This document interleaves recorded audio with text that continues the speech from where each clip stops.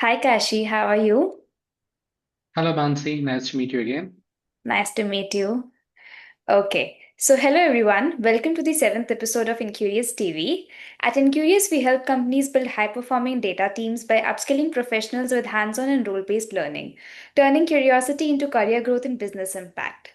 Today on Incurious TV, we are joined by a true force in the world of AI and data, Mr. Kashi, with over a decade of experience building scalable AI systems and leading data driven innovation.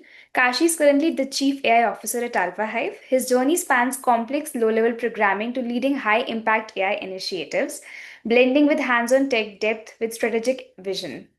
So, Kashi, although I've introduced you, but we would like to hear it from you. Can you please introduce yourselves? Hello, everyone. My name is Kashi. I lead AI at Alfahive. As Mansi already shared with all of you, I have more than 2 decades of experience into the IT field. First 10 years I was into consulting. Later, I took a bit of adventure to build my own company, and now I'm here leading AI at Alfahive. Nice to meet you all. Yeah. So to share this with everyone, I've also personally worked with Kashi, and it was an amazing experience to work with him. And I'm so glad I've got an opportunity to do this podcast with him today.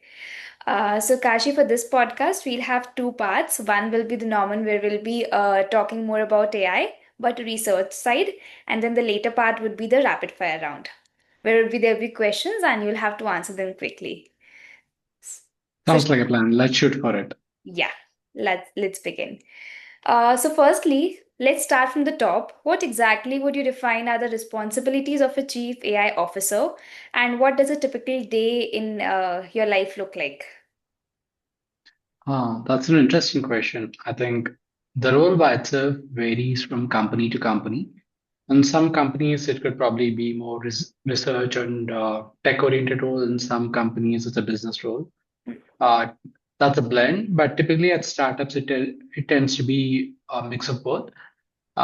Think of me more like ChatGPT or LLM, while I'm not. The idea is to mostly translate the ideas of that the businesses have into real world applications by applying the right amount of technology and not necessarily being biased towards only AI driven systems, but what we call smart systems, AI being just a part of that engine.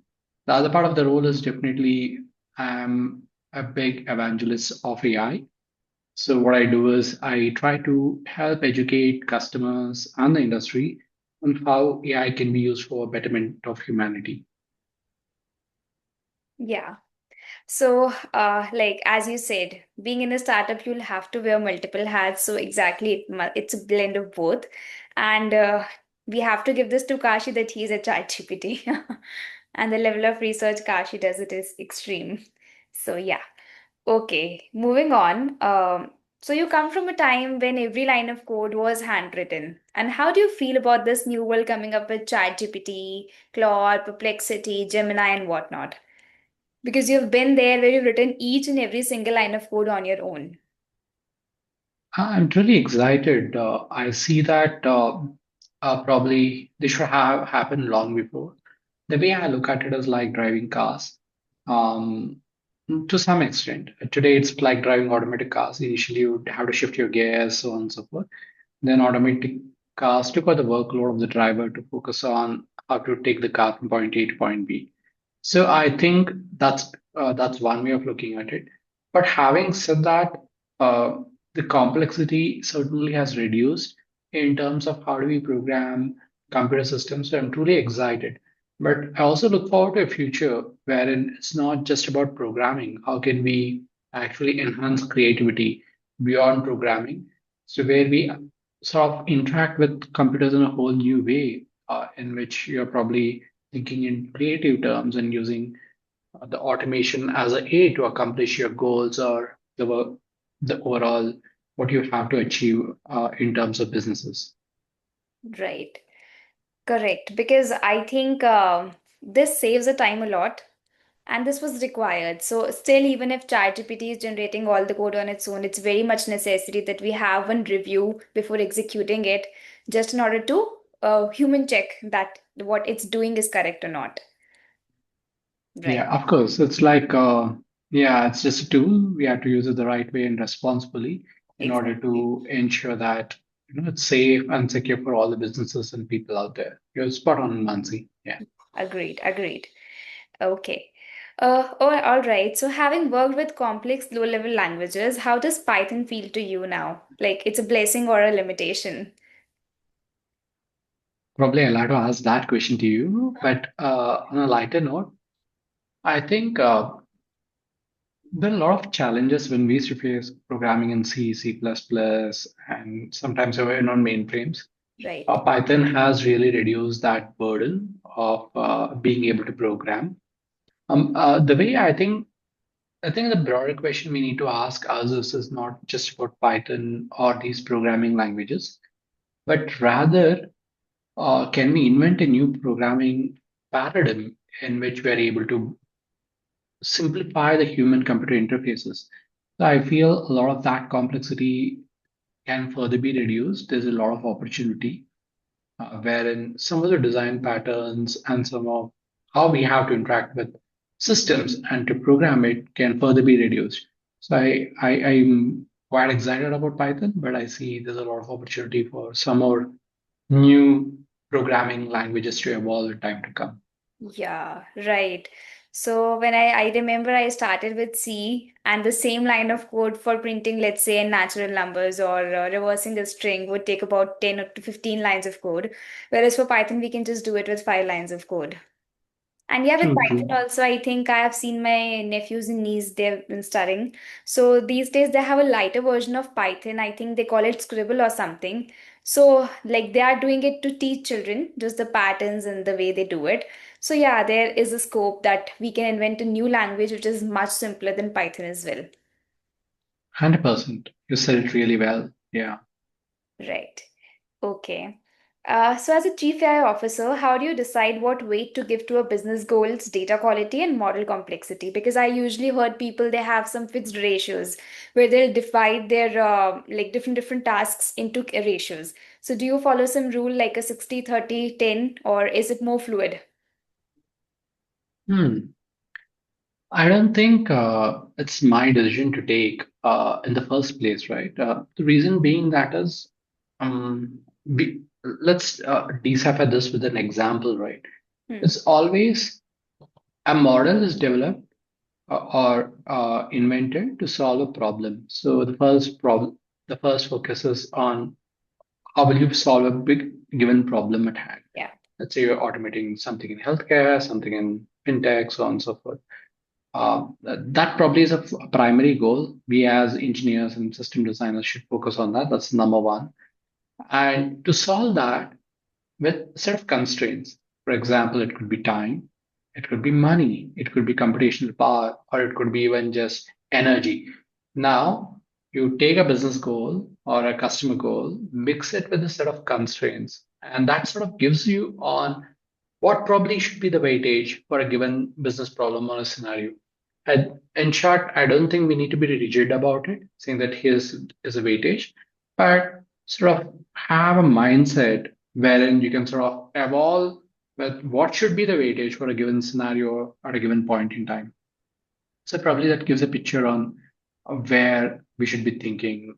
I mean, as a team, especially in the terms of data science. Right. Right. Yes, I agree with you. So that is like more flexible and a good decision to make. Better decision. Yeah. Yeah. Okay. So tell us about a moment when you were close to a delivery deadline and a production level issue came up. So how do you personally handle situations like this? Because I think we've seen people getting tensed. That's a very tensed environment, and everybody is so the temperaments go up, and we are because we are missing the deadline. So somebody has to be there who's just calm. And so how do you handle it as a chief AI officer? Hmm. I think that's part of every programmer's life, I would say. Yeah. Um, uh, but having said that, I think the way we have to think as engineers, as programmers, is like doctors. So if you go to emergency room, there's a principle called triaging, which is often used. You look at the most critical things that can be controlled in case of hospital, it's like, hey, are your vitals stable? Then you sort of dig into saying that, hey, what is the problem that you can solve? I think the same in some form. We are doctors for AI machines or for systems that we design. We'll have to approach with that approach. And when you talk about the mindset and being calm or aggressive or anything, I think we're all humans. While we try to maintain our calm, there will be times where we may not be so cool-headed. We may be the hot rod in the room, Hmm. but that's part of life, and sort of we need to learn to deal with that as we go. But importantly, what helps is having the transparency on what drives decision making in times of a crisis, writing it down and establishing the criteria based on the information that evolves at that given point in time sort of gives a broad pathway to how you can deal with the scenario. And I would urge all engineers to think they are doctors, and then that probably will help them develop that mindset over a period of time. Right. Let's control the controllables because and this is a situation wherever we do, we are ought to make some mistakes and that's ought to happen. So we can't control all the situations, and especially when a machine is doing it, we can't really control it. I know. I think we should because that's why we are hired. But yeah, Yeah, like does sometimes happen. when things go hayway, so the Yeah, most important thing is to just keep yourselves calm and just try to debug what's wrong, what would have went wrong, and go back. yeah. Was yes. Well said, Mansi. Yeah. Yeah. Okay. So, what are the non-negotiables when taking an AI system to production, especially when stakes are high? Hmm. I think I'll probably look at this in a customer lens, right? When a human is handling decision making, and it depends on what kind of AI systems broadly. But fundamentally, today, when systems are built, the expectations from the system are far higher than the accuracy that human ever had executing the same path. So I think meeting that functional need without compromise is the number one. The second one, especially which is very important in the new generative AI era, is Mhm. explainability of how we have arrived at whatever we have arrived, so that should there be a need for a human to override, that override can be established. So it sort of becomes very important. And some of the other non-negotiables are, consistency, having a proper audit trail, and of course, building a system that adheres to sort of ethical AI guidelines in some sort. Not all organizations tend to have it, but you can come up with one, start with something basic, and evolve that way. I would say these are some of the non-negotiables. Again, depends system to system. So if you're building a quick prototype, you sort of compromise on some. But if you're taking a true production quality system, I think I would always rate consistency, mm, and transparent decision making above all. Yeah, I think so. Again, the before going to production level, again, the umbrella here is human validation. So Of human course, to sit, yeah, validate each and everything, and then only we can just push it to production because yeah, it's a real sensitive thing. spot on, yeah. Correct. So if you had to bet your career on one algorithm or approach that works well in real world business settings, what would it be? Hmm. Bet my career. I think that's a tricky question. But I don't go by algorithm per se to answer this question. So, what career bet? I'll probably answer this in a way that, hey, what career bet should we take at the juncture of the time when things are changing so fast, both in world of technology and geopolitical world? I would say focus on uh, physical interfaces, for example, robotics. Focus on areas where the accuracy matters the most. So these are some things that we should definitely focus on at a given point in time, in order to ensure that we are able to, you know, direct our energy in the right direction. So I would say that. Um, This is what I would say to youngsters. But if you are already in the industry, I would say that try to become the best expert in the field that you're working on. Say if you're working in Java, be the best in Java. If you're working on uh, algorithms, be the best in that, and develop a broad outlook of how physical systems work and how industries work, so that you're able to solve problems that people face. So problem solving is a way to go. So that probably can be called as an algorithm focus on problem solving.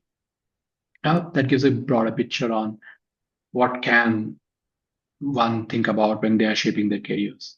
Right. I think the audience will be watching it whether they are young, starting their journeys fresh, or they're little experienced. This advice will really help everybody a lot. Awesome. Hope Moving so. on. Yeah, definitely it will. So moving on, the field of AI evolves every few weeks. So how do you personally stay up to date without burning out?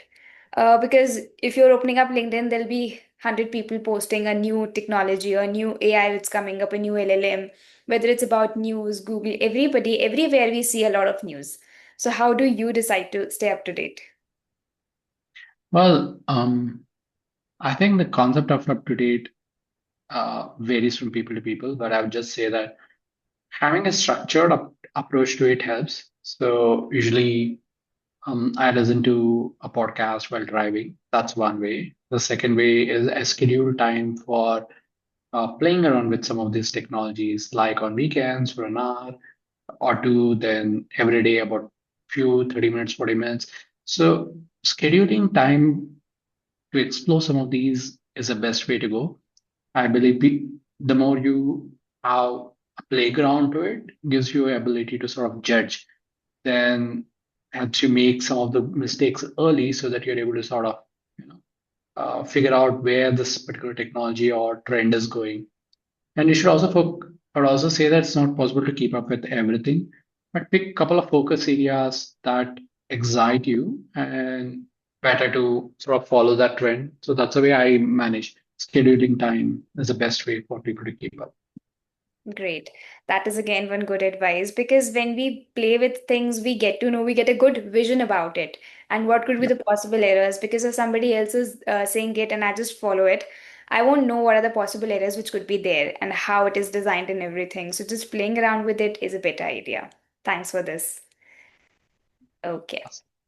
So with so many trends and tools popping up, how do you filter what's worth chasing and what's just noise? So I think you've already told us about this, that the best is to play with it. But if you have anything additional to add on to it,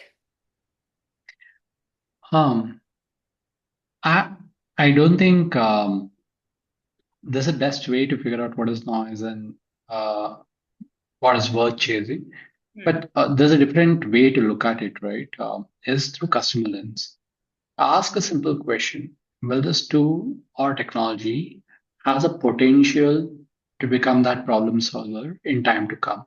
So if you look at that, probably the filters will become far better apart from tinkering because you will probably figure out what to tinker with because you have a problem and you're tinkering with technology to solve the problem. So that probably helps you filter out the things where your energy is not best utilized.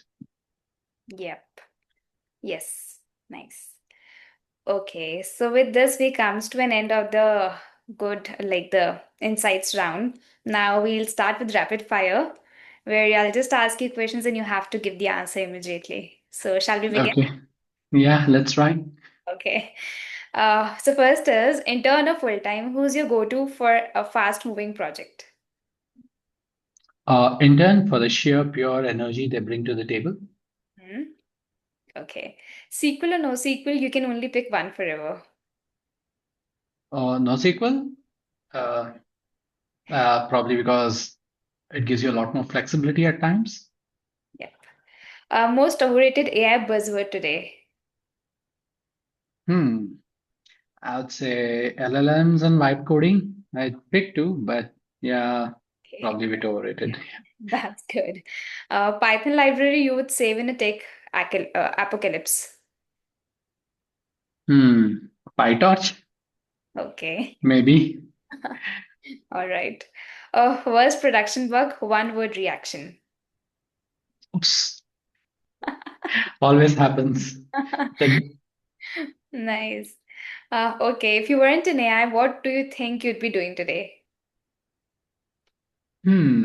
if I weren't in AI, Yeah, I always love building products. I'd be probably tinkering with something or other, maybe in real world, if not in virtual world like software. Yeah. great. Okay, best AI platform, which you use Hmm. most. There are plenty, but I love the way Google AI Studio is evolving. Hmm. I also love the local AI platform, LM Studios. A couple of them, yeah, a lot of them, too hard Yeah, to pick one. Yeah. okay. Okay, nice. So with this, we come to an end of rapid fire as well. But in the end, one good question for you is, so finally, not as a chief AI officer, but as Kashi, what's one piece of advice you'd give to someone who's just starting their career journey? Not necessarily as an AI, like AI engineer, data scientist, anybody who's starting, because I think you have a lot of experience and you're in a good position to answer this. I hope. Uh, I would just say that there's often a lot of negative news, so don't listen to that. You're just starting out early. Focus on building depth, focus on building deep temperament towards building things. Learn that you're going to fail 1,000 times, but you only require to succeed once for you to sort of overcome and be able to deliver impact. um, also learn that the best way to go about this journey is that I'm using the word journey. Career is a 30, 40-year old long proposition. So think of like saying that don't create milestones based on your career progression. Create milestones on what if you learn, how will that give you a better mental model to sort of um, deliver impact to your end customers. Because once you're able to do that, the rest of them will automatically fall in place. For example, you're picking up a career in design. Think how you will be able to deliver design delight. If you are picking up a career in manufacturing, figure out how your component is best used by your end customers. So I think these are ways in which you'll be able to deliver best impact over a period of time. Thanks for such a good advice, Kashi. And thanks a lot for taking out time to be at this podcast. And I'll repeat that I'm so glad I've got this opportunity to do this podcast with you. And all the expertise and knowledge you have and the answers you've given definitely will help others grow in their journey. Thanks Thanks. for having me, Mansi, and all the best to Team Enqurious. I think you guys are doing a wonderful job. In fact, I would love to see how you guys evolve because data is the heart of Yeah. the new world of AI. So empowering professionals in this area to learn faster and better is a wonderful journey. So all the best to Team Incurious. Thank you from Team Curious for your best wishes, Kashi. Thanks a lot. Take care. Bye bye. Yeah, bye.